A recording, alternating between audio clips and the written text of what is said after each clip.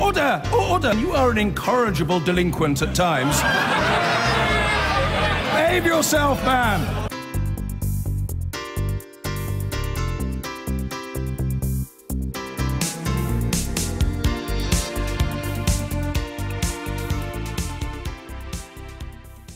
They were small businesses that found themselves in need of help during the financial crisis almost a decade ago. But instead of helping them, their bank, Royal Bank of Scotland, which itself had to be bailed out, has been accused of systematic abuse of its customers. A leaked report by the Financial Conduct Authority, seen by the BBC, says it mistreated almost all of its customers, with 92% of viable firms experiencing some form of inappropriate action by the bank. One small business owner has told the BBC he considered suicide. RBS denies the allegations. Here's our business correspondent, Joe Lynham. It's Britain's biggest lender to businesses. Its customers are the backbone of our economy, but a major report has highlighted the scale of mistreatment faced by some at the hands of RBS.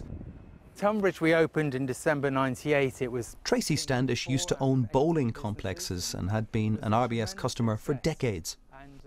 When profits fell during the recession, his bowling business was placed into RBS's restructuring unit, GRG, supposedly to get the company back on its feet.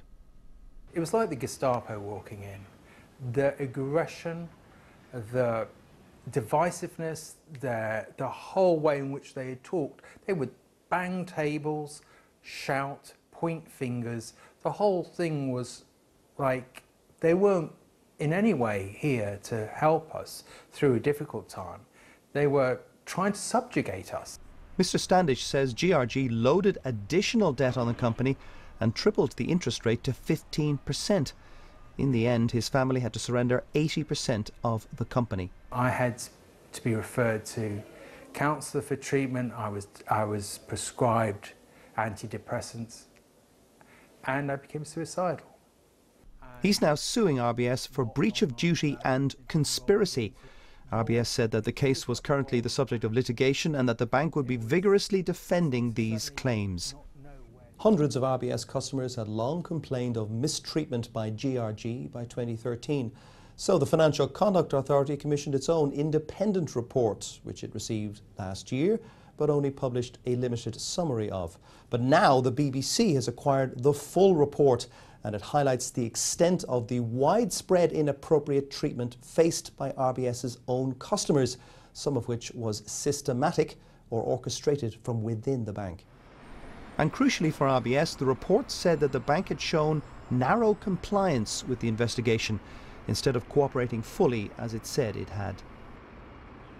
The report for the Financial Conduct Authority found that 92% of viable or otherwise healthy companies experienced some form of inappropriate action by RBS, such as hiking up lending costs and fees unnecessarily. And only 10% of those companies placed by RBS into GRG returned intact to the main bank. Many of the rest were either sold off, forced to hand over substantial stakes to RBS, or liquidated. Even in the midst of the recession, GRG was earning a profit of £1.2 billion for RBS.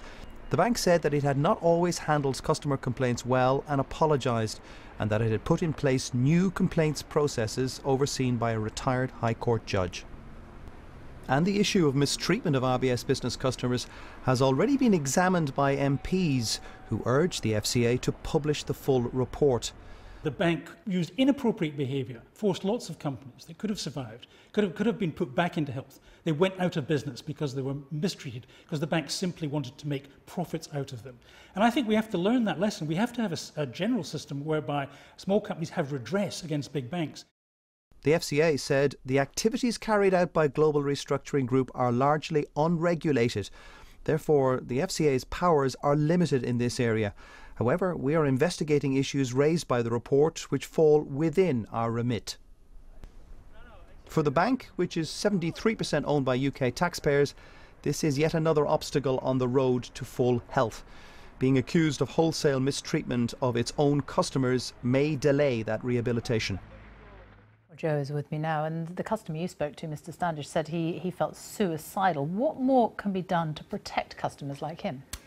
Well, the FCA has a whole range of options for protecting consumers or ordinary citizens if they've been wronged by banks, but that doesn't appear to be the case for small and medium-sized enterprises or SMEs. The FCA admits that in this report that there may be regulatory gaps in what it can do if a company is mistreated by its bank, but it says if it has the power, it will act. So if you're a former RBS business customer and you feel as if you may have been mistreated by the bank's restructuring division, GRG, your first port of call is this compensation scheme that I referred to there, which will be overseen by a retired High Court judge. I think the bank is pretty keen, though, to put this latest chapter in its checkered CV behind it. Joe, thank you.